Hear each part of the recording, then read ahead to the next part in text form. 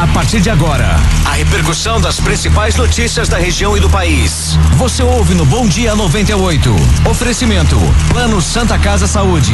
Faça já o seu. 3226-6200. Realização: CDL Santos Praia. Bom dia, amigos da 98. Vamos ao vivo até as 8h15 da manhã, começando mais uma edição do Bom Dia 98, programa realizado pela CDL Santos Praia, programa informativo, analítico, para você começar o dia bem informado. Realização da Câmara dos Dirigentes Lojistas Santos Praia. E vamos em frente, apresentando os componentes da nossa bancada. Já temos por aqui a advogada e psicóloga Ana Mara Simões. Bom dia, Ana Mara. Bom dia, Zé. Bom dia, Tiago. Bom dia, Ronaldo. E um bom dia especial aos nossos ouvintes da Rádio 98. É um prazer estar aqui novamente. Todo nosso. Muito obrigado pela presença. Também integrando a bancada a partir de hoje, o advogado-chefe do DEFEMP, Departamento de Fiscalização Empresarial e Atividades Viárias de Santos, o Ronaldo Santiago, aqui na condição de comentarista do programa. Bom dia, Ronaldo. Bom dia, Zé, bom dia, Tiago, bom dia, Ana Mara, um prazer revê-la novamente aqui no programa. Bom dia aos nossos ouvintes da Rádio 98, satisfação estar aqui novamente. Ok, e o Tiago Ferraz também estará conosco ao longo da programação. Bom dia, Tiago. Bom dia, Zé, bom dia aos ouvintes do Bom Dia 98. E quais são os canais de comunicação para nós interagirmos com os nossos ouvintes? Participe do Bom Dia 98. WhatsApp 997829970. Pelo telefone 3284-1100 ou pela página no Facebook, facebook.com/Bom Dia 98. Às 6h48 e complementando também a nossa bancada, ele que é engenheiro, advogado e mestre em Direito Ambiental, comentarista do time das quintas-feiras do Bom Dia 98, José Geraldo Barbosa. Bom dia, Zé Geraldo. Bom dia, Zé. Bom dia a todos os amigos de bancada. Bom dia especial ao nosso querido Ronaldo, que é um prazer estar aqui com ele, compartilhando esta bancada, a nossa eterna musa das comentaristas, Ana Mara Simões Martins. Ela faz questão de Simões. Ana Mara Simões Martins. Bom, que fique bem claro, Ana Mara Simões. Vamos aí aos principais destaques do dia, Tiago. Vamos lá, Zé. Santos monitora redes sociais para evitar manifestações na passagem da tocha olímpica. Justiça defere liminar que proíbe mão de obra estrangeira no Porto de Santos. E dono de jet ski que matou a menina Graziele é condenado, mas tem pena substituída. Então, amanhã a passagem da tocha olímpica não só por Santos, mas por alguns municípios da Baixada Santista, Guarujá e São Vicente. E existe o risco, não é? Inclusive na internet, mas o Thiago vai contar melhor pra gente toda essa história. Exatamente, a tocha olímpica vai passar por Santos amanhã e as autoridades policiais estão monitorando as redes sociais para identificar pessoas que possam querer apagar a chama do maior símbolo do esporte durante o trajeto pela cidade. Entre as páginas do Facebook monitoradas, há um evento nas redes sociais chamado Apagar a Tocha Olímpica em Santos, que já conta com 4,7 mil internautas confirmados. Durante o revezamento da tocha, já ocorreram casos de prisões para quem tentou apagar a chama. O secretário de Esportes, Alcídio Melo, o Sidão, secretário do Esportes de Santos, em coletiva da imprensa, declarou que manifestação é justa, mas não podemos misturar política com esporte neste momento. Segundo o Sidão, muitos embarcam, né, no oba-oba, mas duvida que alguém em sã consciência fará algo. E se fizer, será um completo ignorante. Então, é claro que existia um acirramento da questão política, a divisão do país, mas, puxa vida, gente, eu entendo que se deva, em nome da civilidade e do respeito, entender que a tocha olímpica, acima de questões políticas e erros de gestão, obras inacabadas, obras superfaturadas, a tocha olímpica ela tem uma simbologia própria, não é? Que acende a chama das Olimpíadas, é um símbolo de paz acima de tudo, e eu sinceramente espero, Zé Geraldo e amigos, que nós não tenhamos um episódio desse tipo de se tentar apagar a tocha. Só que gera uma preocupação, já que nós temos aí o respaldo, digamos assim, pelo menos na curtida, de quase 5.000 pessoas apoiando essa ideia. Realmente é desagradável. Veja, Zé, se ocorrer de algum acontecimento dessa ordem, é lamentável, porque uma cidade como a nossa, Santos é uma cidade de esportista, não é? Santos aqui é o berço do atleta do século. Santos de grandes conquistas na área do esporte, principalmente quando disputavam, ainda disputa os Jogos Abertos do interior. Quer dizer, é muito bacana a cidade de Santos sob o ponto de vista esportivo. Agora, querer fazer isso de um acontecimento político diverso de quem está no poder para tentar desqualificar, eu vou te dizer uma coisa, é como dizia o Goebbels na época do nazismo, das ist große sacanagem, é uma grande sacanagem. Com certeza. Ana Mara? Então, antes de mais nada, eu acho que é uma honra para nossa cidade, para nossa região, receber a tocha olímpica. Não são todas as cidades do país que receberão, então acho que primeiro ressaltar este aspecto. Que pese tudo que a gente vem passando esse ano, né, nós brasileiros, e acho que uma pena, inclusive, que tantos outros fatos e tantas outras ocorrências chamaram muito mais atenção até agora do que a própria Olimpíada, e a gente acaba até desperdiçando, né? O Brasil acaba desperdiçando uma oportunidade de enaltecer o esporte no Brasil e, portanto, o esporte que é tão importante na formação do cidadão, né? Na formação das crianças, na formação dos jovens. Então vamos aproveitar este momento, né? Fazendo até um apelo para que a gente aproveite este momento e faça a consagração mesmo, né? Do espírito esportivo, que eu acho que é este o princípio mesmo da tocha olímpica e dela estar passando por aqui, por todas as cidades, por todo o país, para que realmente o espírito esportivo ele se fortaleça entre todos nós, para que a gente realmente tenha uma Olimpíada que nos orgulhe, no final das contas, que acabe nos orgulhando, né? E que tenha um resultado positivo. São tantos atletas participando, se dedicando, né? Quem acompanha a vida de um atleta sabe o esforço para chegar onde chegou, o que significa isso. E nós temos aqui na nossa cidade, além de tudo, representantes desse esforço, né? Representantes olímpicos maravilhosos. Então vamos aproveitar este momento, vibrar com este momento e agradecer por esta oportunidade, né? Então, porque primeiro que os Jogos Olímpicos vêm da Grécia Antiga, né? Tem uma simbologia muito significativa, porque na verdade, na origem dos Jogos Olímpicos está aí a cultura da paz, porque é uma competição entre as nações, que faz o contraponto com as guerras, uma integração que abalam a humanidade e na verdade está embutido no conceito dos Jogos Olímpicos a cultura da paz que nós tanto necessitamos, não é, Ronaldo? Então esse tipo de atitude realmente pelo menos veio à tona de uma certa maneira no Facebook para que as autoridades possam se prevenir. Com certeza, eu acho que o povo da Baixada Santista e Santos especificamente é um povo extremamente educado, receptivo, né? Eu acho que essa questão do chamamento pelo Facebook não vai colar aqui na nossa cidade. Eu acredito, viu, Zé, que estão fazendo uma confusão muito grande, e aí o nosso secretário tem razão, né?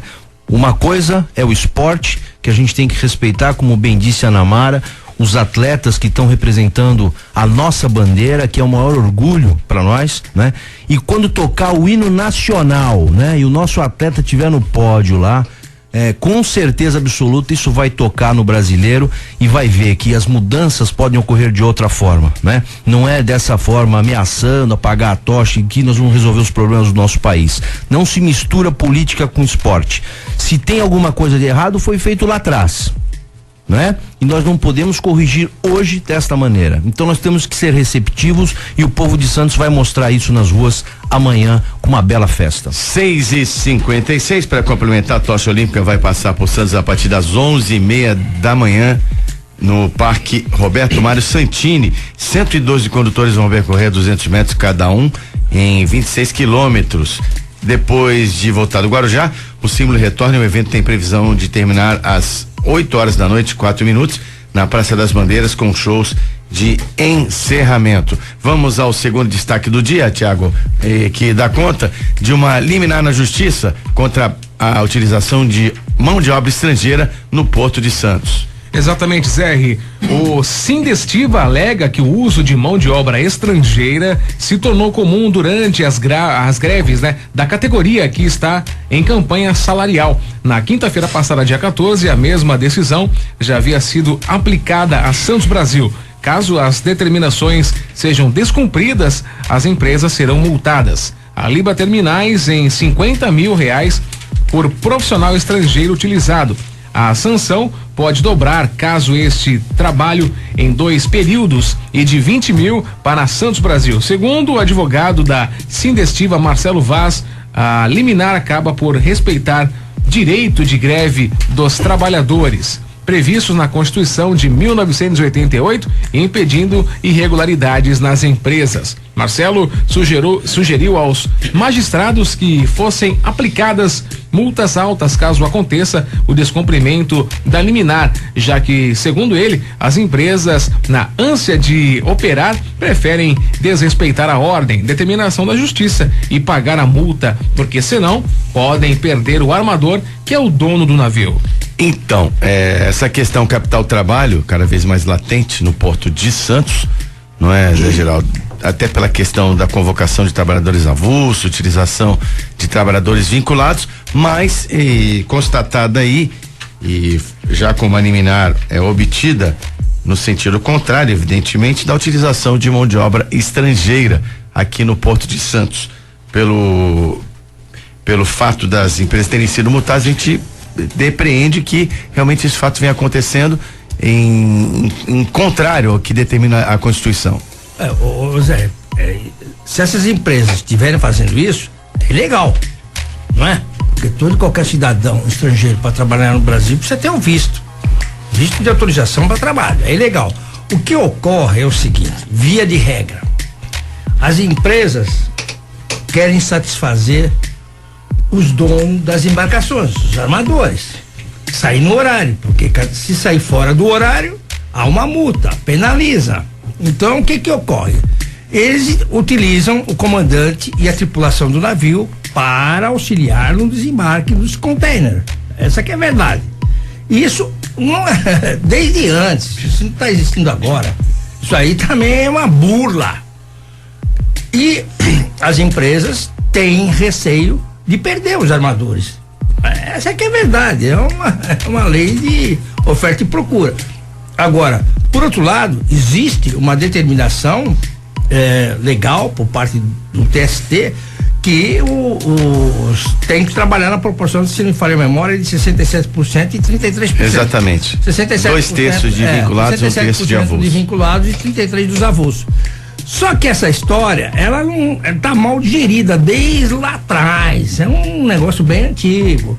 E aí, o que acontece? Os estibadores entendem que eles fazem, além da correção da inflação, eles fazem juros um adicional de 10%. Quer dizer, sobre o 11, quase 12%, mais 10%. E esse negócio tá rendendo a tempo.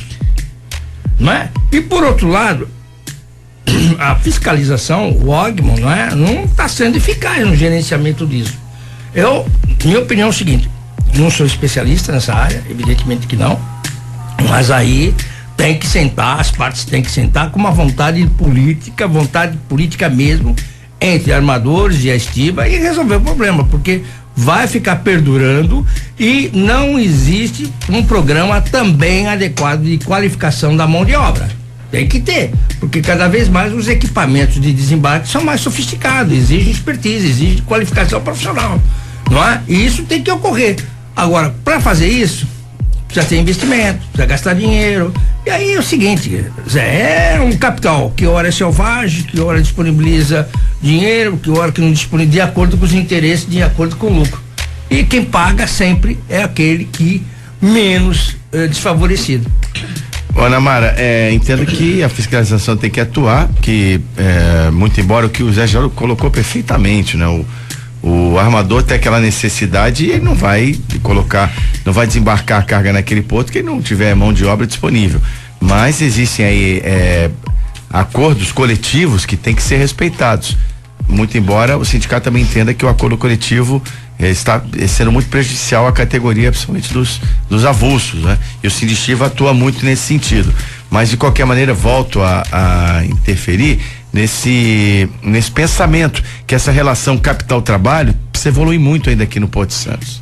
Sim, reforçando o comentário do José Geraldo, né? Este aspecto, o próprio sindicato dos operadores portuários, né? Ele informa e alega que os armadores, as empresas não estão contratando. Olha só como é que a coisa está funcionando. Na verdade, as empresas não estão contratando.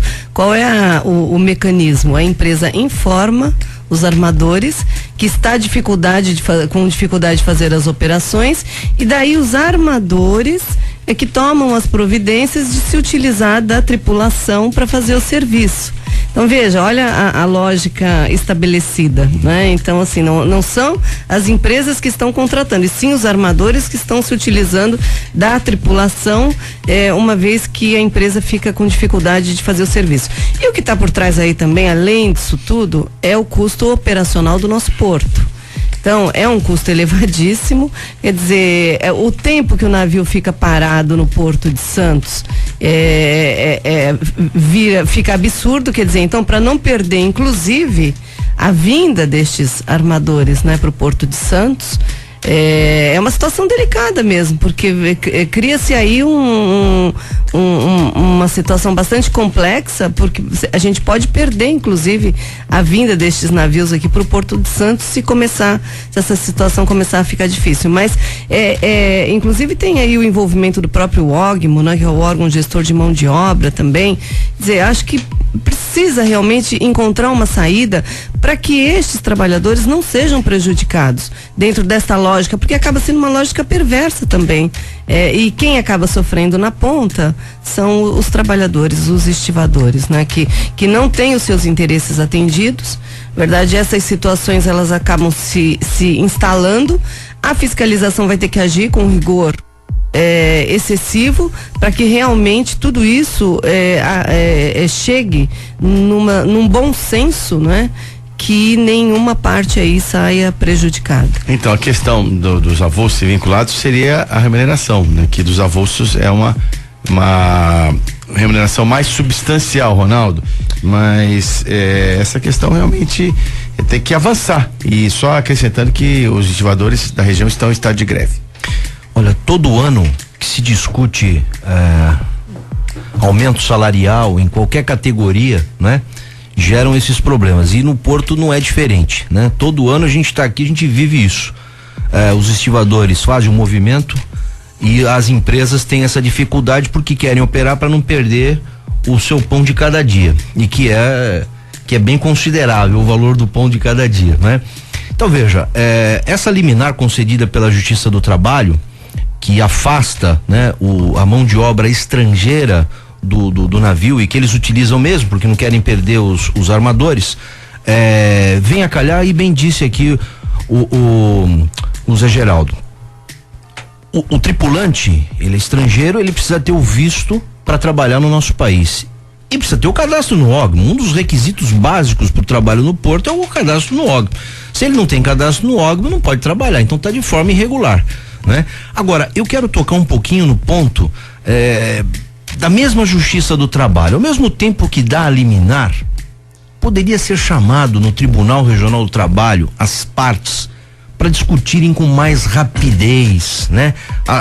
Essa questão aí dos pleitos nessa época de aumento salarial, de reivindicação dos trabalhadores, para agilizar não só as reivindicações, mas também solucionar com rapidez essa questão do trabalho no porto, porque isso é prejudicial também às empresas, né? Não estou defendendo aqui um ou outro, não é isso não, mas nós temos que colocar na balança e resolver o problema de ambas as partes com mais rapidez, e talvez o Tribunal Regional do Trabalho teria um papel importante nisso, né? Eu penso desta maneira. E a liminar contempla realmente o que deve ser contemplado, né? Vocês colocaram com precisão, inclusive a questão de não estarem cadastrados no OGMO, e também não tem nem visto de trabalho no Brasil. Sem dúvida. A liminar vem contemplar e colocar as coisas nos seus devidos lugares. Nesse ponto o Sindestiva está coberto de razão. Bom, vamos em frente, 7:06 do nosso Bom Dia 98, e nós vamos agora conferir a situação de Balsas e Estradas.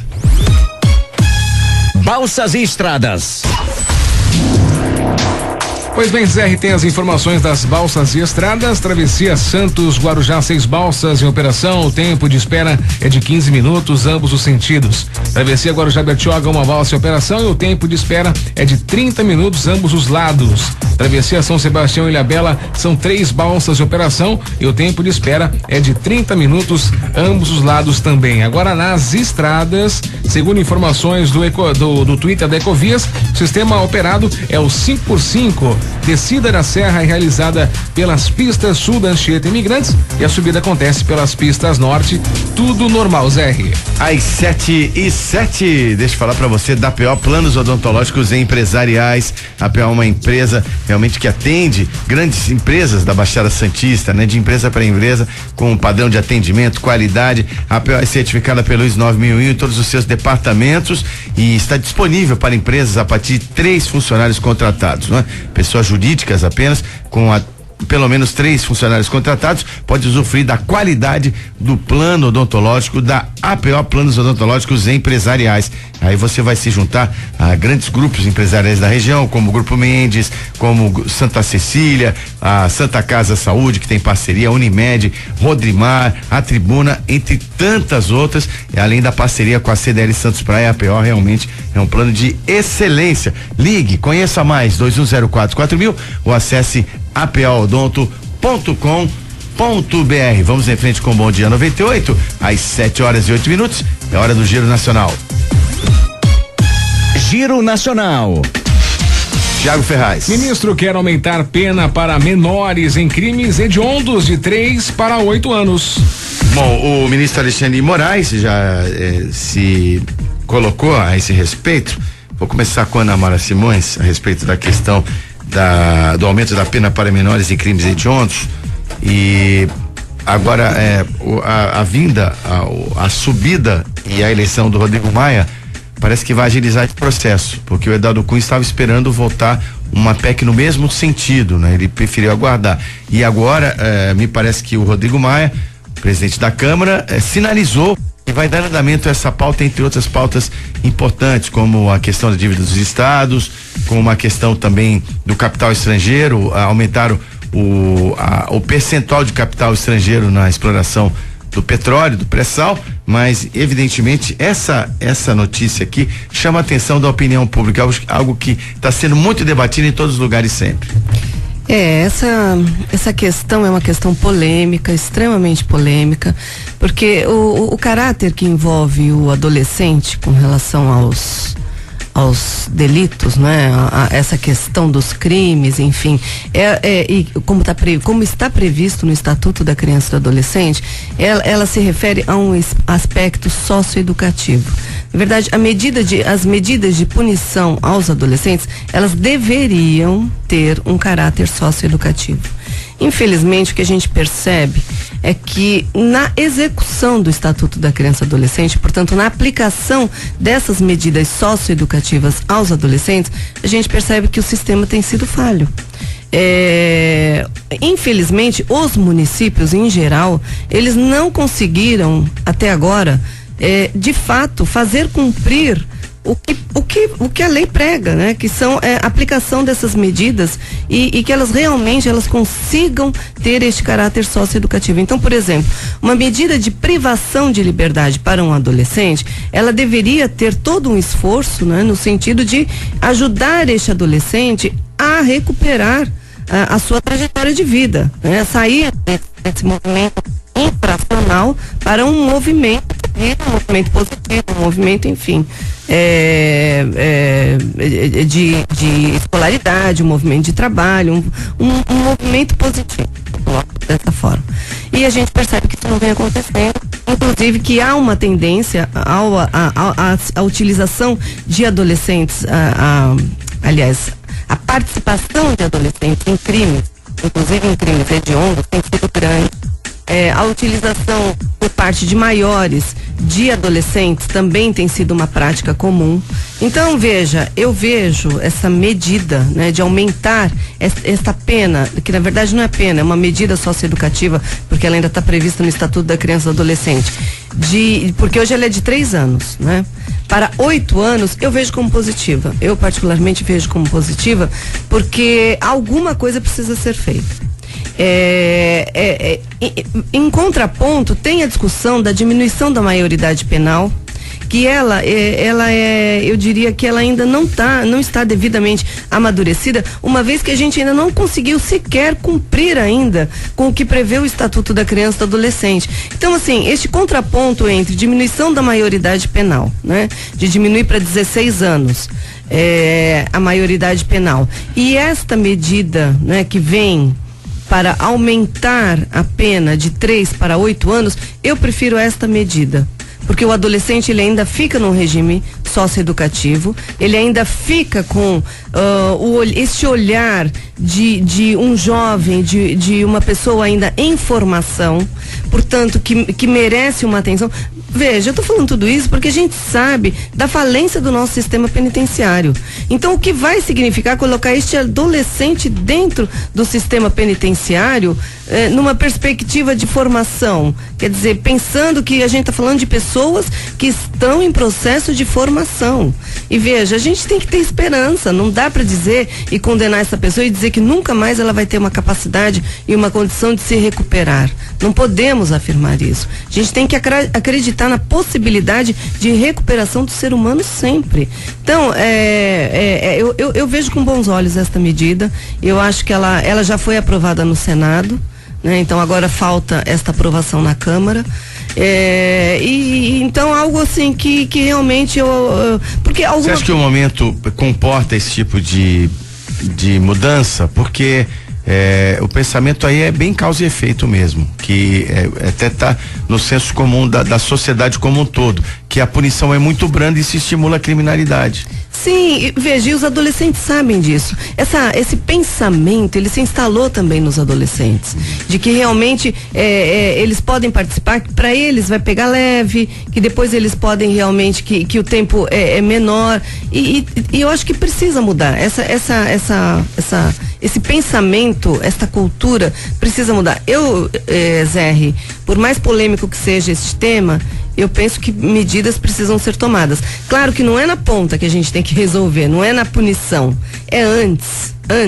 Tem todo um sistema de falência na formação das crianças e dos jovens. Não é? Então, a gente está falando, e veja, então eu quero até reforçar esta questão aqui, a gente está falando da ponta, do final, deste jovem que já se perdeu no meio do caminho. Então, atenção, muita atenção para as crianças e para os jovens, para que realmente a gente não perca este jovem para criminalidade. Zé Geraldo. Eu entendo o seguinte, a minha linha é a linha da Ana Mara, porque, veja, que a penalização, o sistema legal dos atos infracionais, a penalidade, hoje são muito brandas, 3 anos só, não é? É muito pouco. Mas, por outro lado, nós estamos atacando os efeitos e não as causas, não é? Eu entendo isso. Porque, por que esses crimes, em cada 10 crimes, 7 ocorrem com esses adolescentes na faixa entre 16 e 18 anos? Essa que é uma verdade. Por que isso ocorre? Está na hora de nós, operadores do direito, aí eu também me incluo, mas também os juízes, os promotores, começarem a analisar estatisticamente esses resultados. Isso chama-se jurimetria em termos científicos do direito. Porque tem alguns advogados que não gostam de trabalhar com números, entende que se ele tem pratica um alterofilismo bibliográfico e divagações da imaginação de doutrina, está satisfeito. Não é. O direito não é isso só, teses doutrinárias. O direito é, sobretudo, a efetividade de aplicação da justiça. O direito é um conjunto de instrumentos sociais que faz com que a gente tenha regras de civilidade e os seres humanos viventes aqui numa determinada comunidade possam viver em harmonia e em paz. Essa é a justiça real. Não é a justiça imaginativa dos juristas, dos famosos doutrinários de Brasília. O que eu entendo é o seguinte: se em cada 10 crimes, 7 são cometidos por esses infratores, nessa faixa etária de 16 a 18 anos, gente, alguma coisa tem que ser feita. Além de aumentar a penalidade, claro que você tem que aumentar. Isso não tem dúvida, para 8 anos, sei lá, ou para 10, eu não sei. Tem países que não tem nem limite de idade. O sujeito cometeu um crime caracterizado, tipificado como hediondo, o cara vai preso. Nos Estados Unidos eles prenderam agora um garoto de 8 anos na Louisiana, não é? Agora, como vai ser isso, eu não sei. Agora, por outro lado, cabe perguntar: será que o Estado não está falido no que tange as suas obrigações para com as nossas crianças e para com os nossos adolescentes? Primeira pergunta. Segunda pergunta: será que esses adolescentes têm o devido encaminhamento sob o ponto de vista prática de lazer? Outro dia, eu vou dar um exemplo pessoal. Outro dia eu estava conversando com uns amigos e eles estavam dizendo: poxa, tá vendo, o Zé Geraldo, família humilde, morava no Morro Pacheco, lá com a mãe, com os 4 irmãos, num porão e tal. Ele agora é engenheiro, assim falando pra mim. Que esforço ele fez, né? Nada disso. Eu tive uma infância excelente. O meu quintal era o Morro Pacheco. A minha escola pública era no pé do morro. E os vizinhos, cada um controlava. Se o filho da Dona Maria não ia para a escola, o barbeiro dizia que o filho da Dona Maria não foi para a escola. O seu Quincas, da venda da venda do lado, não fala: por que o Zazinho não foi para a escola? Por que o Paulinho não foi para a escola? Eu e meu irmão eram cobrados, cara. O nosso quintal era pegar goiaba, pegar manga, era brincar, jogar bola. Era estudar e jogar bola, e toda uma comunidade em volta controlando, Zé. Toda uma comunidade. Então, eu não tive infância ruim, não. Eu tive uma boa infância, excelente infância. E os meus filhos não tiveram a infância que eu tive. Eu estou dando esse testemunho pessoal, porque precisa parar de dizer que o sujeito que vive, por exemplo, em favela, todo cara que vive em favela tem que ser um meliante. Não é, não. Tem famílias excelentes, só que não tem uma escola perto. Essa aqui é a verdade, não tem uma escola perto, não tem um campinho para jogar bola. Qual é o seu lazer? Ver televisão? Uma menina, qual é o seu lazer? Ver televisão ou ver aquelas cenas da Globo? Essa que é a verdade. Então, a coisa tem que ser mais aprofundada, tem que ter mais estudo por parte das assistentes sociais, dos sociólogos, dos juízes, dos senhores promotores, que tem que tirar, sabe, o bumbum da cadeira e ir lá na fonte. É uma crítica que eu faço também para os donos que aplicam a justiça, não é? Porque nós, enquanto sociedade, temos que não ficar de orelhas abanadas só porque o sujeito é juiz e é promotor, não. Ele tem que também exercitar com a melhor das eficácias o seu mistério, o seu trabalho. Para isso ele é bem remunerado. Não é? Isso que nós temos que começar a questionar. Não é só também atribuir as culpas para os políticos de plantão. Não é nada disso, Zé. Eu vejo, nós temos que ter um grande debate nacional, chamar todo mundo que envolve sobre isso e dizer assim: bom, tem que ser penalizado? Tem. E aí? Vai resolver o problema? Essa é a pergunta que eu faço. Não vai resolver, porque vai continuar, porque nós estamos entrando numa progressão, não vou dizer nem geométrica, é logarítmica de violência urbana, gente. E ninguém está se atendo, tá? E o que está acontecendo com outras pessoas pode acontecer com qualquer um de nós, com qualquer um dos nossos filhos, com qualquer um dos nossos netos. E aí você vai se incomodar? Não, tem que se incomodar já. Esse é o grande debate nacional que tem que ser feito nas próximas eleições de outubro. Isso sim que tem que ser colocado. A violência urbana que crassa em todo esse país. Ronaldo. Bom, quem me conhece sabe que eu sou extremamente a favor da redução da maioridade penal. O Congresso demora demais, e aí demora porque está discutindo a corrupção, está discutindo os problemas do governo federal, da ex-presidente, do atual presidente, e deixam uns projetos importantes de serem votados, né? Essa que é a verdade.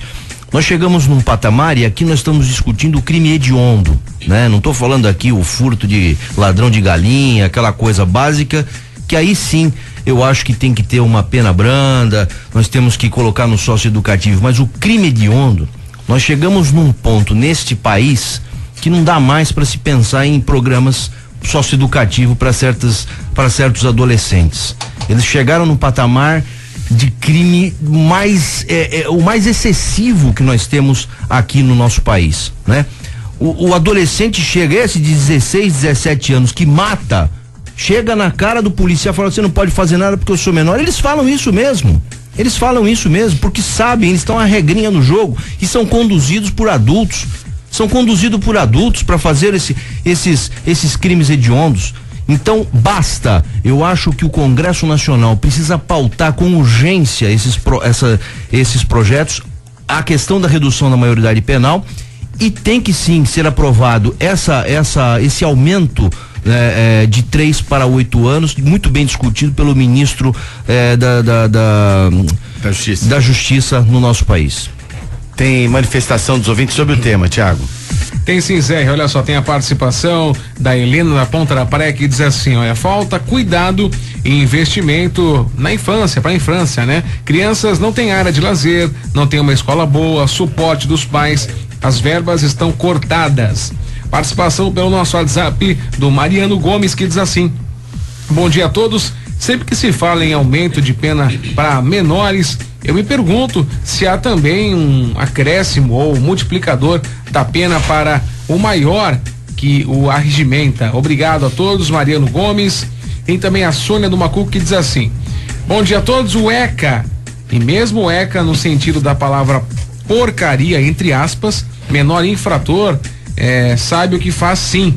Tem que reduzir a idade e fazer cadeias privadas, onde o cidadão tenha que trabalhar como o cidadão do bem e sustentar a sua família e a família na quem ele causou esse transtorno. Ele até diz assim, a Sônia diz assim, a quem ele desgraçou.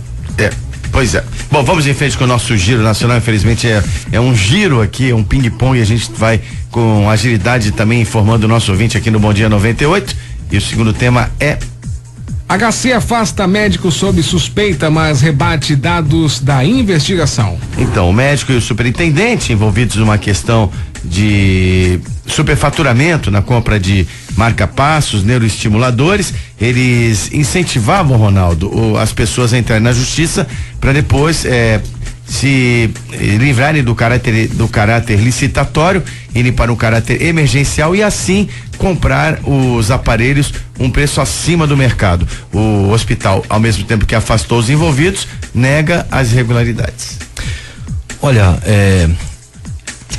a gente analisa essa questão com muita preocupação, né? É um direito do cidadão pleitear na justiça, se negado, uma vez negado um atendimento, uma cirurgia, como no caso aí do HC, que é a colocação de um marca-passo, acho que é referente ao mal de Parkinson, né? Isso. É um direito do cidadão. O detalhe é que esse direito, ele não pode ser prejudicial para uma coletividade.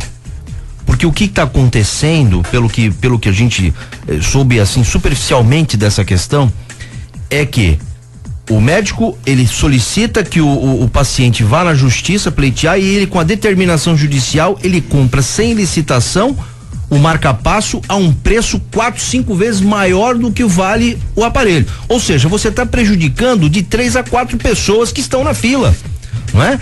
Isso que é o crime, esse é que é o erro, né? Porque um direito do cidadão de pleitear os seus a sua cirurgia, o seu atendimento na justiça, é um direito constitucional, né? Então veja, se há essa máfia, eu creio que o Hospital das Clínicas, bem como o governo do estado, vão realmente abrir uma sindicância para apurar essa questão e vai punir os culpados, eu não tenho a menor dúvida disso.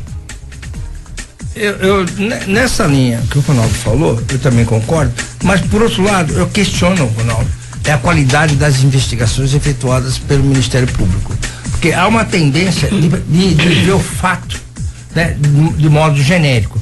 Em tese, tudo isso que você falou, que estão nos jornais, ok, procede, vamos investigar, vamos penalizar, Mas será que foi isso? Porque isso aí tem vários subcaminhos, várias ramificações. Será que todas as pessoas que pediram na justiça conseguiram eliminar, que é um direito constitucional, direito à saúde, portanto o Estado tem que prover isso, foram só para o Hospital das Clínicas? Será que todas essas liminares direcionadas para o Hospital das Clínicas? Será que não teve outras?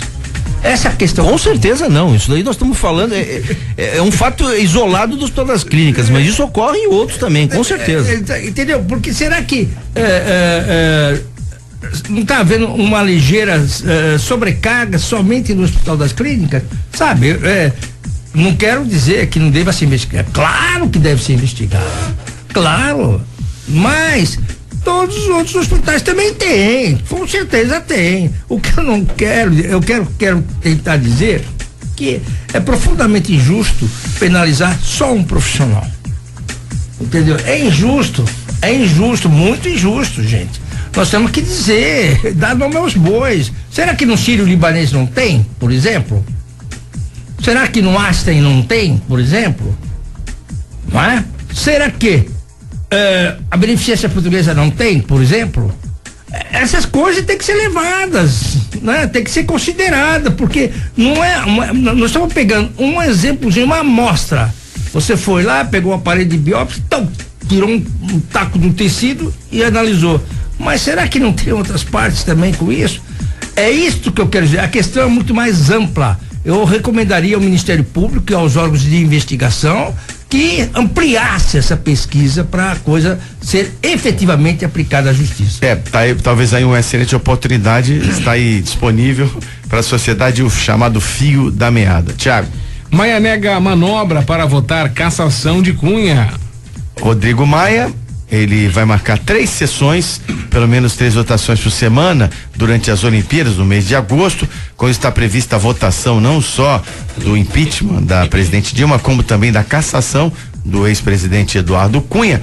E os aliados de Cunha dizem que existe aí uma manobra que é para garantir o quórum, já que durante o período eleitoral no segundo semestre é comum que os deputados se dirijam às suas bases e não compareçam. Ele diz que vai haver corte de ponto e também vai descontar a sessão, né?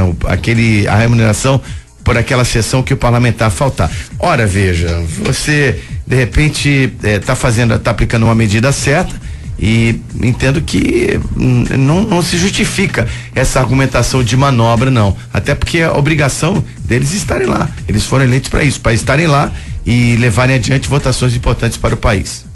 Nada a ver essa colocação desse grupo de deputados, não é? Mais uma vez eles querem chamar a atenção, dirigir os holofotes para eles, nada a ver, absolutamente nada a ver. Concordo com o que você acabou de falar, é obrigação deles, eles têm que estar lá, a pauta é enorme, veja, tem uma série de projetos, o Congresso ele ficou parado nessas discussões de cassação de Eduardo Cunha, sem presidência da Câmara, então assim, eu imagino a quantidade de matérias que estão paradas, de projetos que estão parados lá e que necessitam ser votados. E um outro aspecto, quem falta ao trabalho é descontado. Portanto, senhores deputados, se faltarem às sessões, deverão ser sim descontados, não está fazendo nada demais. Qualquer pessoa normal, qualquer trabalhador normal neste país, quando falta ao seu trabalho, é descontado. Então veja, é óbvio que o deputado, ele tem que ser descontado também. Claro que o Rodrigo Maia, ele também pensa na popularidade dele, é uma medida que vai ter respaldo popular, mas de qualquer maneira, no mérito, ele está correto. Eu entendo assim, Zé Geraldo. Corretíssimo, não é? Se você faltar aqui, o Nicolau não te paga. É verdade, com toda razão. Não é verdade? Com toda razão. E se vocês faltarem, também nós não pagamos. Habib Chocan. Habib Chocan, Nicolau. Habib Massari, eu gostar de Massari, Nicolau. Metade dos jovens no Brasil depende de programas do governo para cursar universidade. 50,5% dos jovens, para ficar mais claro, eles alegam que para cursar a universidade não tem recursos, dependendo de programas governamentais. Mais um dado preocupante, né, Ana Mara? E isso é uma realidade e veja, hoje nós temos alguns programas governamentais e que estão suprindo esta necessidade e de uma forma ainda pequena, eu diria. Então, eu acho que este tema vem ao encontro do tema anterior, que fala da criminalidade, né, dessa crescente criminalidade envolvendo os jovens.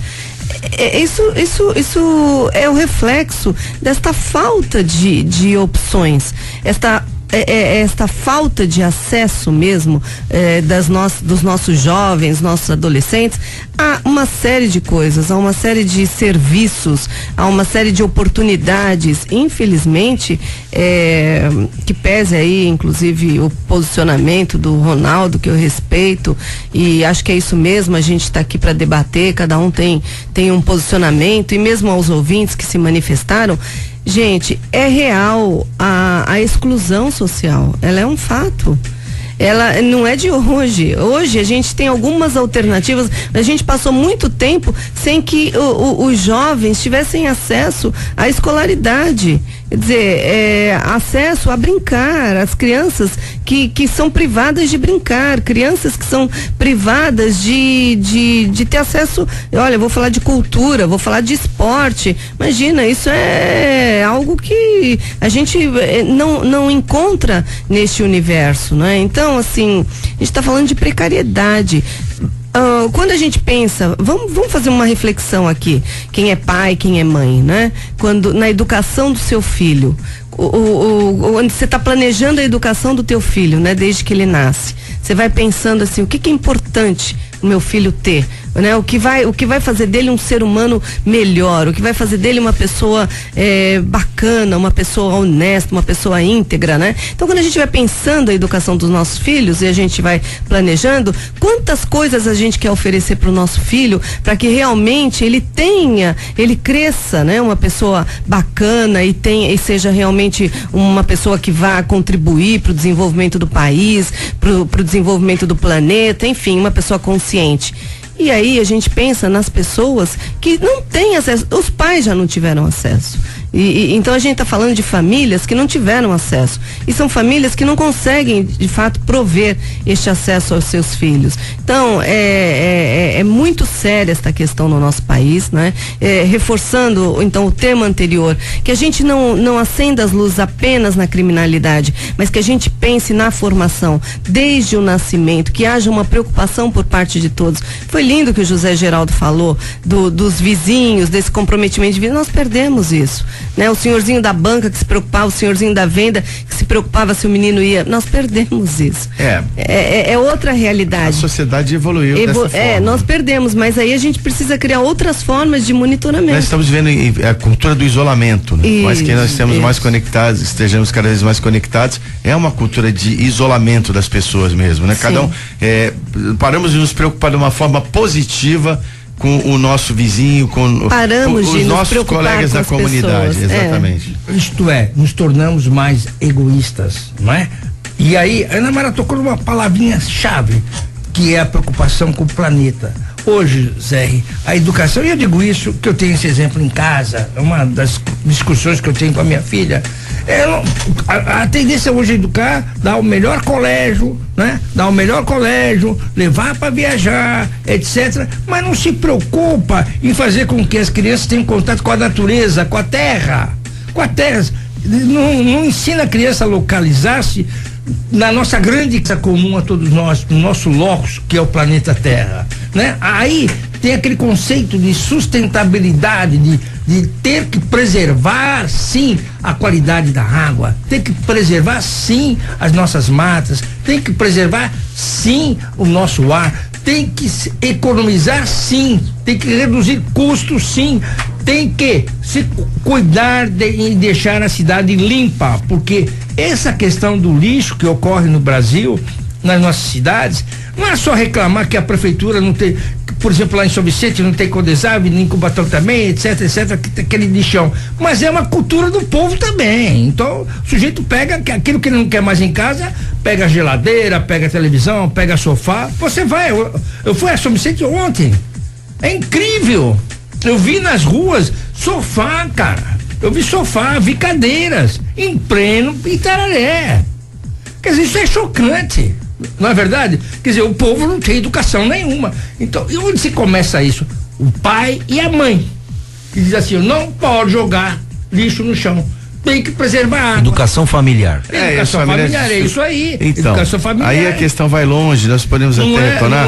Não é Zé, mas começa aí, Zé. As famílias desestruturadas também, a gravidez na adolescência, precoce, a ausência da paternidade responsável, e tanta coisa que a gente vai debater aqui ao longo do programa, mas para encerrar esse tema, nós temos que ir para o intervalo comercial. Eu vou colocar mais um dado na pesquisa, mais dados para o Ronaldo poder também opinar, que é uma pesquisa divulgada ontem pela Associação Brasileira de Mantenedoras do Ensino Superior, faculdades particulares, que mostram aquele dado: 50,5% dos jovens pretendem ingressar em curso superior não tem condições, contra 37% dizem que poderiam pagar as mensalidades e 12,12% que disseram que talvez tenham condições.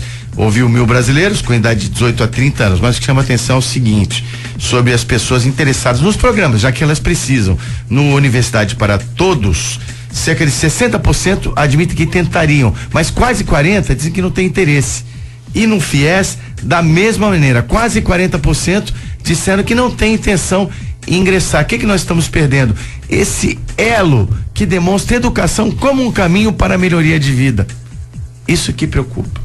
Não, com certeza, Zé. Eu acho que esses programas do governo, acho que são extremamente interessantes num momento como esse, onde o desemprego reina, né, no nosso país e principalmente afeta o jovem que tem dificuldade. Eu vou dar um exemplo da mesma forma como o Zé Geraldo deu. Eu sempre estudei em colégio estadual. Estudei no Canadá, Rui Ribeiro Couto, Azevedo Júnior, Primo Ferreira, e do Primo Ferreira eu fui para a faculdade particular. Portanto, veja, eu trabalhava cedo para pagar minha faculdade. Eu nem saía final de semana para guardar o dinheiro para pagar a faculdade, porque meu pai era aposentado, não tinha como me ajudar nessa oportunidade. Então, naquela época já tinha dificuldade. Eu cheguei no segundo ano da faculdade com o objetivo de encerrar. Eu vou trancar minha matrícula porque eu não tenho condições de pagar. Foi aí que eu arrumei um emprego um pouquinho melhor na área portuária, fui crescendo e aí fui pagando minha faculdade e me formei, né? Para mim foi motivo de orgulho porque eu banquei a minha faculdade. Hoje a situação é difícil, né? Hoje a realidade é outra. Hoje a situação, o momento é outro para esses jovens. E aí, esses programas do governo, eu acho que vem para dar uma alavancada nessa questão. É pouco ainda, como bem disse a Ana Mara. Eu acho que a gente tem que melhorar muito, mas já ajuda bastante uma classe. Eu queria te dizer o seguinte, eu entendo que tem que ter o FIES, tem que aumentar o controle, mas eu entendo o seguinte, você fala uma coisa básica aí, você estudou do primário até colegial, escola pública estadual de nível. Portanto, você estava apto a entrar em qualquer particular.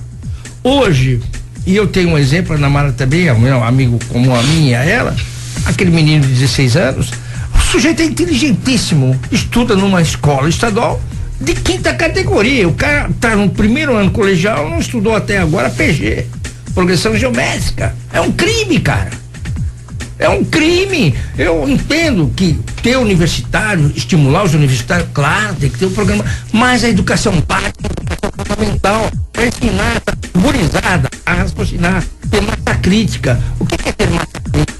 A gente está ensinar e saber questionar você civilizadamente do ponto de vista todo que está colocando. Entendeu? Então, o Brasil é muito solto, o ensino fundamental, desde a creche ao ensino fundamental, para essa gurizada de 16 a 18 anos, tá péssimo, não tá ruim. Eles não sabem raciocinar, não sabem aritmética e não sabem interpretar um texto. É verdade. 7h40, encerramos para aqui o Geração. Encerramos não, tem ouvintes manifestando sobre os temas, não é, Thiago? Tem sim, Zé, tem o Paulo Sérgio que diz assim, o Paulo Sérgio de Cubatão: os jovens que vêm do ensino médio público ganham vagas do governo grátis. Chega no primeiro semestre, repetem, porque tiveram ensino médio fraco. O problema está no meio do processo. Faculdade grátis só dá voto. E tem aqui a participação, né? Registrando aqui a participação também do nosso amigo, companheiro de meio de comunicação, Eduardo Filete. Doutor Filete. Opa, grande Filete. Grande abraço, obrigado pela audiência. Nosso amigo Filete. Bom, vamos então ao intervalo comercial, mas antes eu quero falar da Churrascaria Tertúlia. É a minha dica pra hoje. Churrascaria Tertúlia tem aquele rodízio de carnes nobres deliciosas pra você, com qualidade, com excelência no atendimento, tudo que a Tertúlia pode te oferecer com muita qualidade mesmo, é a palavra de ordem. E hoje realmente é um grande dia, mas sempre é bom ir na Tertúlia, né? Almoço, jantar. Hoje R$54,90 o rodízio no almoço e no jantar. Você tem um rodízio de carnes nobres com muitas opções deliciosas, buffet de saladas e frios, tudo muito fresquinho, uma oferta muito grande, uma variedade também, tudo delicioso lá na Churrascaria Tertúlia, que fica na Bartolomeu de Guzmão 187 em Santos. O telefone é o 3261-1641. Acesse churrascariatertúlia.com.br. Bom dia 98, volta já. Você está ouvindo Bom Dia 98. Oferecimento Plano Santa Casa Saúde. Faça já o seu. 3226-6200. Realização CDL Santos Praia. Você está ouvindo Bom Dia 98. Oferecimento Plano Santa Casa Saúde. Faça já o seu. 3226-6200. Realização CDL Santos Praia. 7h44 de volta com o Bom Dia 98 na 98 FM, programa que vai ao ar de segunda a sexta-feira das 15 às 7. 15 para as 7 da manhã, às 8h15, numa realização da CDL Santos Praia. Tiago Ferraz aqui comigo. Vamos mais uma vez divulgar os canais de comunicação e interação dos nossos ouvintes. Participe do Bom Dia 98. WhatsApp 997829970. Pelo telefone 3284-1100 ou pela página no Facebook, facebook.com/Bom Dia 98. Aqui Zé Torquato agradecendo a sua audiência na bancada, os comentaristas José Geraldo Barbosa, Ana Mara Simões e Ronaldo Santiago. E você que trabalha com saúde, que precisa trabalhar de branco, então você tem novas especificações para utilizar, principalmente lá na Blanche Moda em Branco, que não tem só roupas brancas, tem sapatos com solar de silicone para não fazer barulho, tem sapatos que se adequam a normas técnicas como a NR32, por exemplo. Você tem variedade de jalecos com os melhores tecidos. Gente, a roupa não pode causar alergia no paciente. Você tem que pensar nisso. Não é só ser branca, não. Tem que ter qualidade. Tem que ter um tecido que gere conforto para você, para o paciente, e ao mesmo tempo você se sinta bem vestido. Por que trabalhar de armadura só porque você tem normas técnicas, né? A Blanche, então, tem variedade, qualidade e preço. É especializada em branco para você que é profissional de saúde, que adora roupas brancas também. A Blanche Moda em Branco fica na Oswaldo Cruz 319, em pleno Supercentro Boqueirão, lojas 93 e 94. Blanche Moda em Branco conosco diariamente aqui no Bom Dia 98, que segue em frente. Dono de jet ski que matou menina Graziele é condenado, mas tem pena substituída. 4 anos após a morte da menina Graziele Lames, atropelada por um jet ski na praia de Guaratuba, em Bertioga, a Justiça de São Paulo condenou o empresário José Augusto Cardoso Filho por homicídio culposo sem intenção de matar. Padrinho do adolescente que conduzia a moto aquática e dono do veículo, ele teve a sua pena substituída por prestação de serviço à comunidade. Advogado da acusação, José Beraldo, lamentou que após o episódio, o empresário responda apenas com prestação de serviços. Além do empresário, a Justiça de São Paulo também condenou em outubro do ano passado o caseiro Erivaldo Francisco de Moura a 1 ano e 2 meses de detenção por omissão de socorro. Por seu réu primário, Erivaldo responde liberdade e já teve como pena prestação, ou melhor, ele teve como pena prestação de serviço. Mas já o adolescente que alegou somente ter acionado jet ski e não chegou a pilotá-lo foi condenado à liberdade assistida de 6 meses, período em que deveria ser acompanhado pela justiça. Ou seja, complementando o que eu percebo, viu, Ronaldo, é que não foi ninguém punido pela gravidade do crime. Essa é a realidade. Estamos agora no momento olímpico, isso é mais do mesmo. O nosso velejador, o Lars Grael, o que aconteceu com ele? Um condutor bêbado, e aí essa responsabilidade de jogar no adolescente. E o caseiro também, eu não vi os autos, mas que culpa que tem o caseiro que obedeceu uma ordem, né? Tudo bem, do ponto de vista da responsabilidade civil, ele entregou a moto náutica aí para um menor de idade, não é? Mas realmente fica a sensação de impunidade. Eu não sou advogado criminalista e também não consultei esse processo para poder dar um parecer aqui melhor. Mas é assim, o juiz se sentiu confortável nessa sentença, olhou, analisou as provas contidas nos autos. O que acontece é o seguinte: o dono da embarcação aí, do jet ski, que culpa tem ele, né? Porque veja, ele é proprietário, tá na garagem, um equipamento, ele não tem ciência, ou não sei se é isso o caso, mas ele não teve ciência de que Ele autorizou? Ele autorizou? Bom, então, se está contido nos autos que ele autorizou, aí sim a responsabilidade me parece que foi branda, né? Me parece que foi branda em relação a isso. Da mesma forma o caseiro e o menor, né? Sem habilitação nenhuma, isso ocorre muito no litoral norte, né? Eu vou muito pro litoral norte, sei do que estou falando, não tem fiscalização por parte das autoridades, coisa que acontece aqui em Santos. Aqui em Santos você não vê isso aqui, né? A fiscalização, a guarda municipal tá de olho nisso aqui, se o cidadão for com jet ski, é apreendido o jet ski dele. Então aqui tem a legislação e tem fiscalização. No litoral norte não tem, infelizmente não tem, a gente vai lá. E eu também tenho filhos dessa idade, hoje essa menina estaria com 8 anos, é a idade da minha filha praticamente. Então veja, nessas condições eu acho que a pena foi branda. Zé Geraldo. Primeiro, saiu uma uma súmula vinculante do STJ semana passada, o seguinte: todo e qualquer cidadão que empresta um equipamento motorizado a uma pessoa que está com a carteira nacional de habilitação suspensa, tá? Ou que ela não seja habilitada, de cara ela é penalizada. É lei agora. Você não pode emprestar um veículo que você tem, vale dizer jet ski, também para menores de idade e para pessoas que não estejam tecnicamente habilitadas. Essa é a lei agora, é uma súmula vinculante, decisão do Superior Tribunal de Justiça. Nesse caso, lamentável, mas o dono do equipamento jet ski errou e tem que pagar por isso. Se essa pena é branda ou não, é o que diz a lei, não é? Ele vai prestar, na realidade ele vai prestar 2 anos e meio de serviços à comunidade, não é?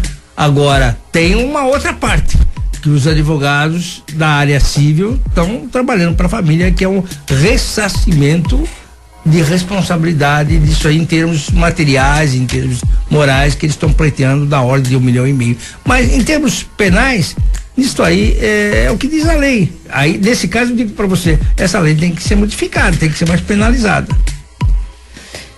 Eu chamo a atenção como que um adulto, né, uma pessoa autoriza um adolescente de 13 anos a pilotar um jet ski, quer dizer, sozinho, né? E ele estava praticamente sozinho.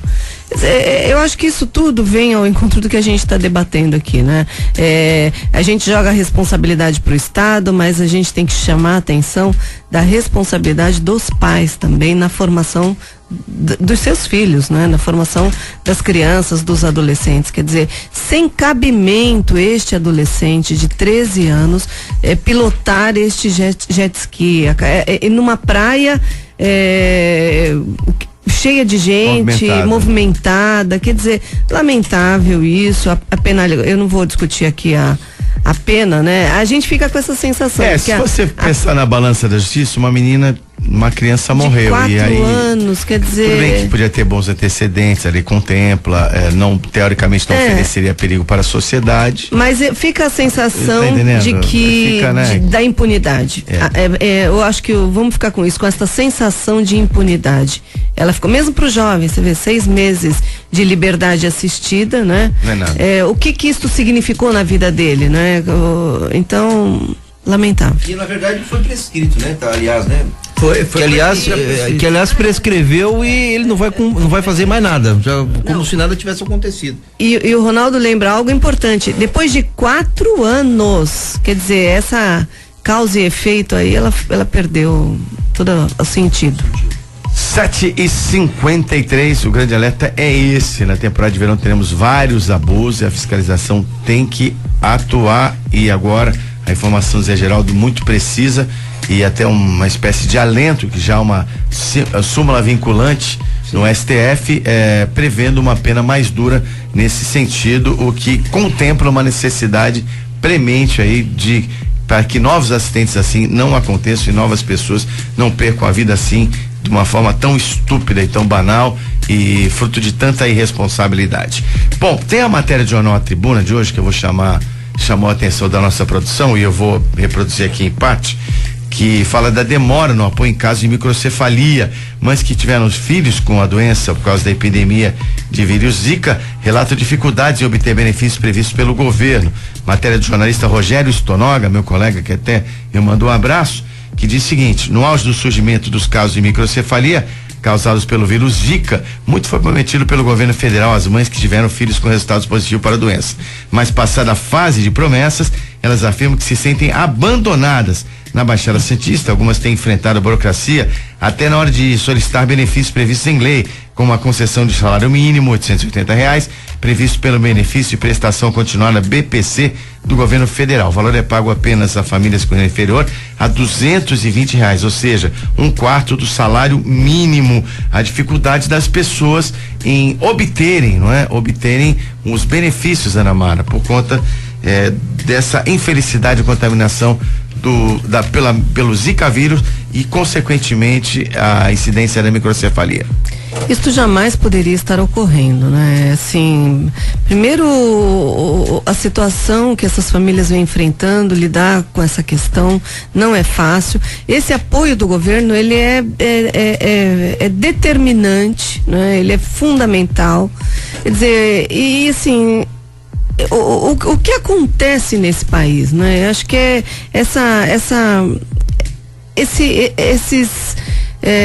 até me falta a palavra, na verdade, essa falta de responsabilidade, essa falta de respeito com as pessoas, porque eu acho que entra nisso tudo.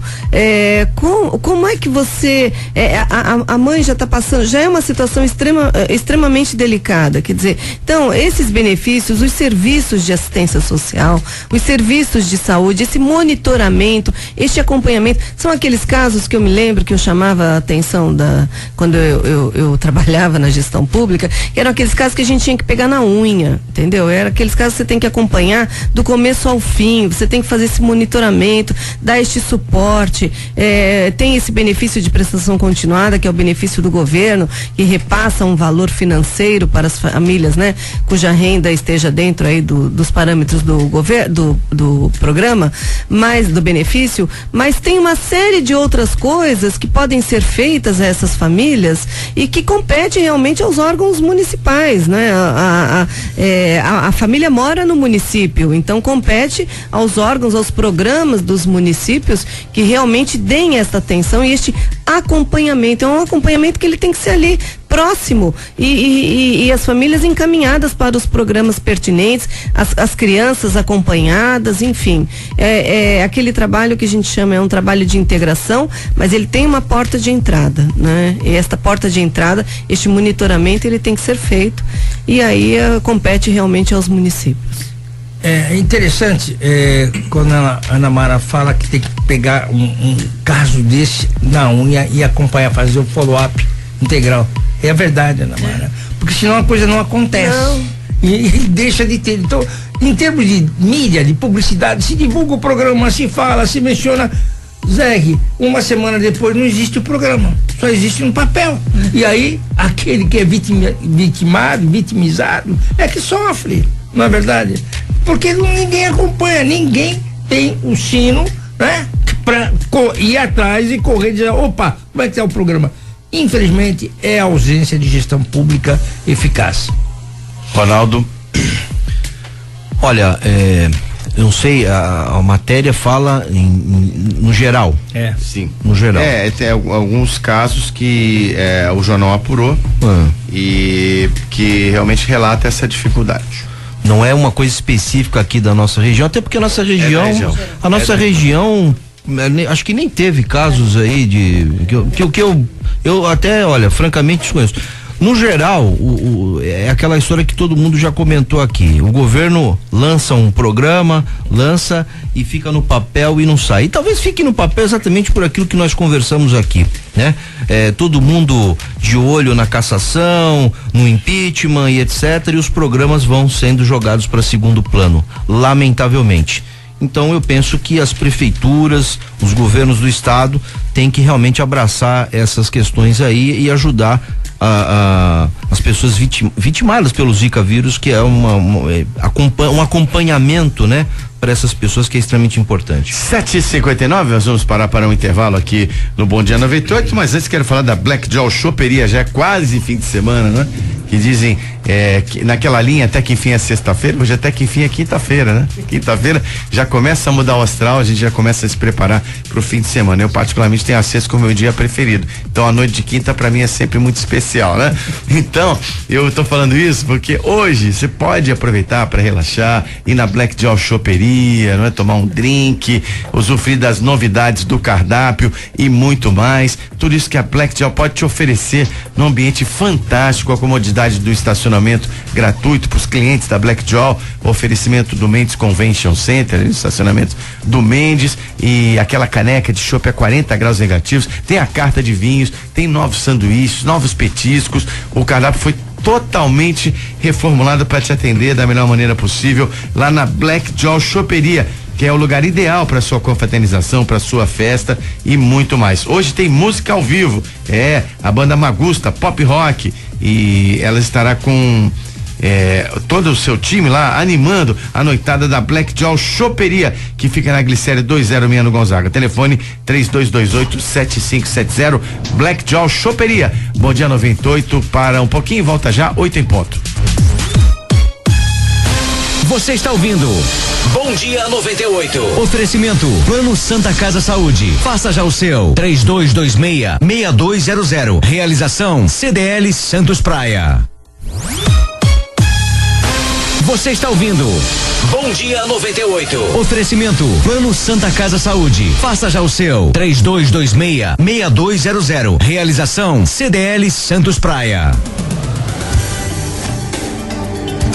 8h03, bom dia 98 no ar, realização da CDL Santos Praia, Câmara, dirigente lojista Santos Praia, programa que vai ao ar de segunda a sexta-feira, das 6h45 da manhã às 8h15, na bancada, compartilhando conosco o programa de hoje, José Geraldo Barbosa, que é advogado, engenheiro, mestre em direito ambiental, a psicóloga e advogada Ana Mara Simões, e o também advogado e chefe do DEFEMP, Departamento de Fiscalização Empresarial e Atividades Viárias de Santos, Ronaldo Santiago, e evidentemente com a sua participação. Complementando nosso time, Tiago Ferraz na produção, a Diana Novaes e o coordenador de produção do nosso programa, o Rick Santos. Aí aposto para você ficar bem informado logo no início do dia. Essa é a proposta do Bom Dia 98. E o recado agora é da Home Life. Home Life, que quer apresentar para você a modalidade do Home Care, atendimento domiciliar, não é? Até em contato lá com o pessoal da Home Life, você vê toda a infraestrutura, toda a tecnologia que existe hoje,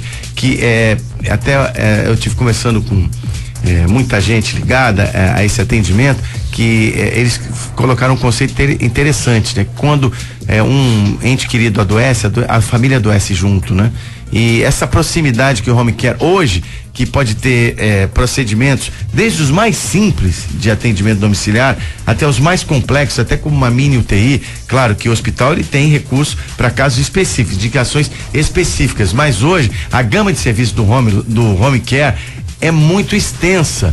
E se você tem ainda uma empresa séria que investe, que tem esse caráter de humanizar a medicina e atender não só o doente com excelência, mas a família toda, você com certeza, no mínimo, tem que conhecer o que essa empresa pode te oferecer. E essa empresa é a Home Life. Tem 10 anos, está fazendo 10 anos, está sediada aqui em Santos, está em São Paulo capital e também em Ribeirão Preto. A unidade da Home Life em Santos fica na Ana Costa 77. O telefone é o 3202-6440. Conheça mais sobre o Grupo Life e a Home Life pelo site homelife.com.br.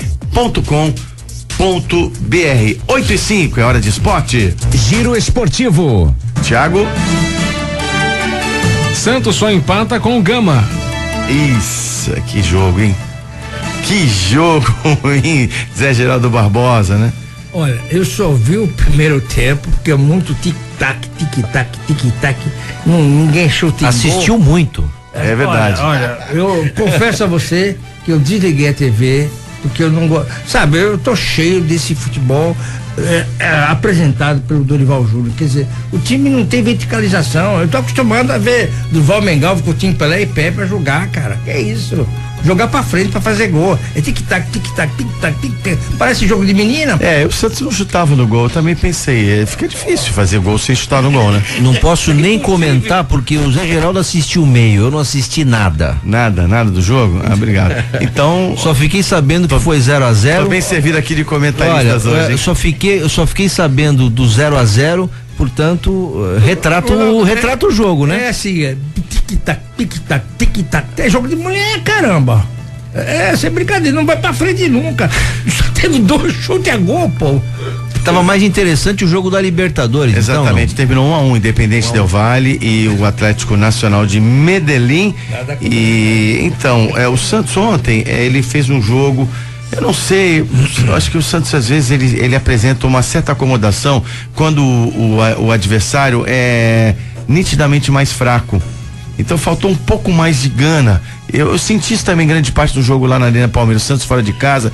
Falta aquela audácia a mais, aquela determinação a mais. Vou dar um exemplo aqui, o torcedor santista vai ficar bravo comigo, mas principalmente o Corinthians no ano passado tinha isso.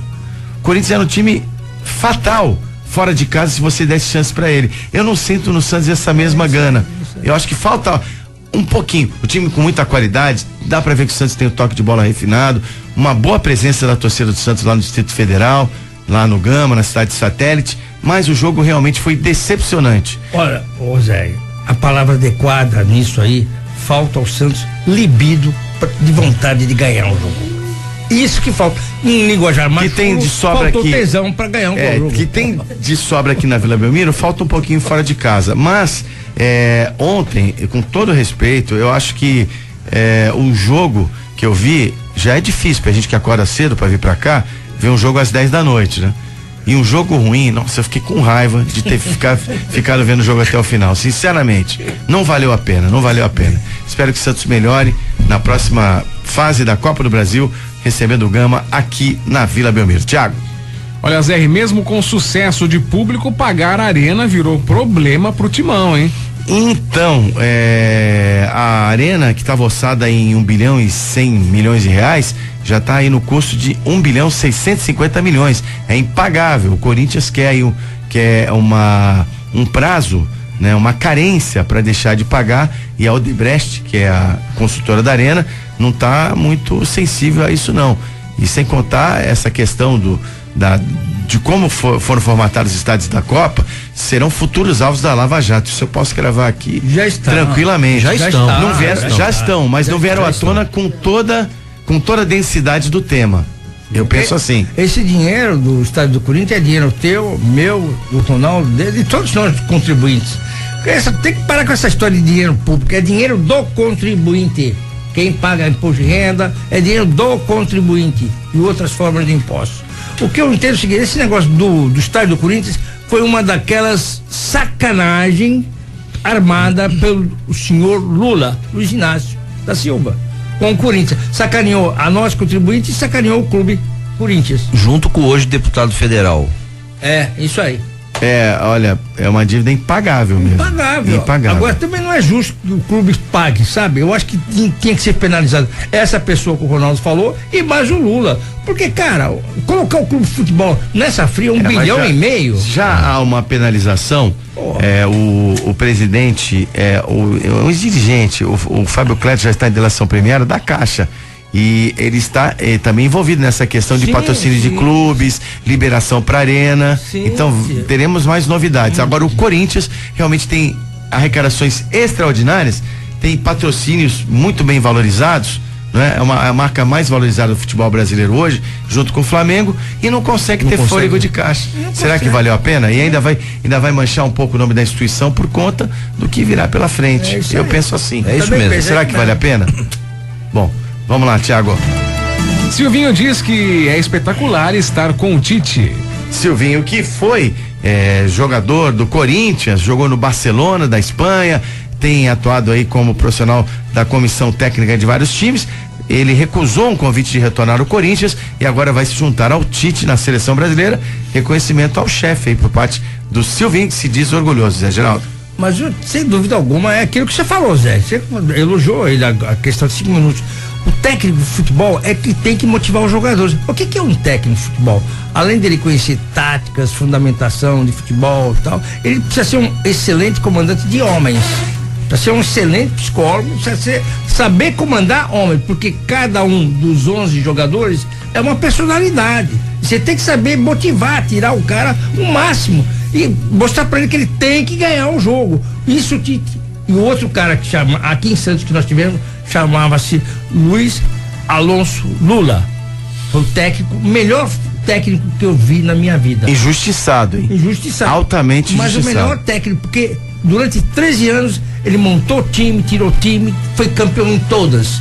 Duas vezes campeão do mundo. Você sabe que você falou do Lula? É verdade também, porque eu acho que um profissional, como ele se sente dizendo assim, que diziam dele, era só jogar as camisas pra cima, quem pegar. Não é futebol, não é assim, apesar do Santos, você foi testemunha disso, do time extraordinário que o Santos tinha. Mas não é só o do Valmir, o Coutinho Pelé, tem Deverco, Walter Alves, Vasconcelos de Tite, tem uma porção de times. O cara pegava jogador da base, pegava de lá de Santa Catarina, trazia e motivava, cara. Motivava, porque jogar futebol, primeiro, o cara precisa ter vontade, tesão de ganhar um jogo. O jogador que não tiver isso não pode ser profissional. Tem que ter isso aí, tem que correr, cara, tem que correr. Agora, o que eu vi ontem, por exemplo, lá contra o Gama, sabe, é lamentável, não quero nem entender, porque eu tô muito bravo com o atual técnico do Santos. Voltando à seleção olímpica, Ana Mara Simões estava aí fora da discussão, né? Não é muito exatamente. Vem do bate-bola aqui. Então, Ana Mara, você entende que o Brasil pode ganhar a medalha de ouro olímpica? Tá acompanhando? Eu tô acompanhando, assim, eu acho que o futebol brasileiro, ele passa por uma fase mais difícil, em geral, né? Então, você vê, chamar Neymar pro time e esse peso todo que está sendo colocado em cima do Neymar, que o Tite, inclusive, está bem preocupado com isso também. Eu acho que isso também chama a atenção. Claro que nós estamos torcendo, né? Torcendo para que realmente o Brasil consiga essa medalha de ouro no futebol. E eu reporto também aqui o que foi falado em relação ao técnico, na importância do técnico, que realmente ele tem este papel de motivação, daquele que realmente faz a coisa acontecer, mas que esteja junto também, como no caso aí, ele foi lá ver o jogador, o Tite. Eu acho que ele está cumprindo um papel interessante. Ele foi lá, ele tá atento aos movimentos do Neymar também, a essa pressão que está se estabelecendo. Eu acho que ele tá indo bem, o Tite. E aí, Ronaldo, você acha que temos aí chance do ouro olímpico? Eu acho que sim, né? Eu acho que sim, Zé. Eu sou um camarada muito otimista, né? Depois do nossa derrota lá de 7-1 pra Alemanha, que eu lembro como se fosse hoje, né? Tomando minha cervejinha no barzinho e só 7-1, o barzinho vazio e nós sentadinhos na mesa. Reprise. Foi terrível aquele dia. Mas eu saio bastante otimista. Eu acho que a chegada do Tite, a comissão técnica toda aí da seleção brasileira, o que nós precisamos é colocar em prática tudo aquilo que eles sabem na teoria. E o Tite sabe muito bem disso, né? Eu confio muito na seleção brasileira. E para fechar o giro esportivo, Thiago, por favor. Após pancada, jogador do Vitória diz que vem lembrar do gol que fez. Ele não lembra, né? Não lembra do gol que fez. Os jogadores do Santos também não lembram de nenhum gol que eles fizeram ontem. Mas pelo menos o Marinho tem desculpa. Ele levou uma pancada na cabeça na derrota da equipe do Cruzeiro para 2-1. O Marinho já é folclórico, né? O jogador que ele deu uma declaração, uma vez ele jogava, acho que no Ceará, né? E ele fez um gol e tirou a camisa, aí tomou o cartão amarelo, falou, você tomou o cartão amarelo, tudo bem, foi euforia lá da jogada, tal, lá, aí ele falou, mas foi o terceiro, ele ao vivo falou, é mesmo, é? Sabia não, cara, que M, né, ele falou assim no ar, né, aí tá aí na internet, o Marinho agora não lembra do que ele falou, podia aproveitar e esquecer esse episódio também. Eu podia dar um alô aí pro pessoal que com certeza, com prazer. O pessoal da Carpintaria Bandeirantes, especialmente o Caixa lá e o distribuidor de carga da Carpintaria Bandeirantes, que são ouvintes do programa, e também ao Capitão Nascimento, que é o chefe da portaria do prédio onde eu resido. Nascimento, estamos juntos. É isso aí, e misturados. 8h15, para encerrar agora, Thiago, um novo item aí no nosso giro. Marcelo Teixeira diz que Santos ainda lhe deve dinheiro. Tem um acordo longo aí que o Marcelo celebrou, agora não sei se tem outros valores que o Santos está devendo ao presidente Marcelo Teixeira, mas com certeza fez muito pelo Santos, né? E continua fazendo, mesmo que indiretamente. Na minha humilde opinião. 8h16, vamos terminando por aqui o Bom Dia 98. Muito obrigado, Zé Geraldo, pela participação, Ana Mara Simões, Ronaldo Santiago, Thiago Ferraz, a Giana Novaes, ao Rick Santos e principalmente a você que nos brindou com a sua audiência. Estaremos de volta amanhã, sexta-feira, 15:07 ao vivo na 98 FM, com mais uma edição do Bom Dia 98. Realização da CDL Santos Praia. Até lá. A repercussão das principais notícias da região e do país. Você ouviu Bom Dia 98. Oferecimento Plano Santa Casa Saúde. Faça já o seu. 3226-6200. Realização CDL Santos Praia.